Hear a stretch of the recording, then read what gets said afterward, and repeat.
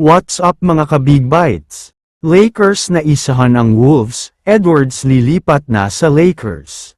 Pero bago ka sana magpatuloy sa panunood ay huwag mong kalimutang mag-subscribe sa aking YouTube channel. May dalawang nakakagulat na balita lang muna tayo na isisingit sandali. Unahin na natin ang tungkol kay Giannis Antetokounmpo. Ayon sa kanya ay malapit na daw siyang magdesisyon sa team na pupuntahan niya pero hindi na box ito. Ang susunod nga dyan ay itong si Kevin Durant. Ayon naman kay KD ay hinihintay lang muna daw niya magdesisyon si Giannis. At kapag lumipat daw ito sa isang championship contender na team ay susunod na rin daw siya. Kaya naman ayon sa mga reporters at mga veteranong NBA analyst, ang off-season daw ay ang pinaka-exciting na off-season sa kasaysayan ng NBA, dahil maraming superstar trade at paglipat ng teams ang mga mangyayari.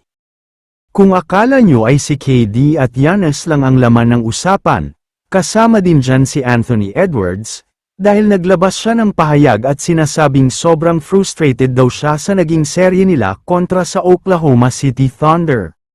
Frustrated siya sa mga nangyari, frustrated sa mga kakampi niya, disappointed sa sarili niya at kung ano-ano pa. Feeling nga daw niya ay hindi niya naabot ang expectations ng lahat na siya na ang susunod na bagong mukha ng NBA. Ayon sa kanya, kung nasa team lang daw sana siya na may mga katulong, baka nakaabot pa daw sila sa finals, kaya nasa isip na daw niya ngayon ang paglipat sa ibang teams para subukan mag-champion agad kahit bata pa siya.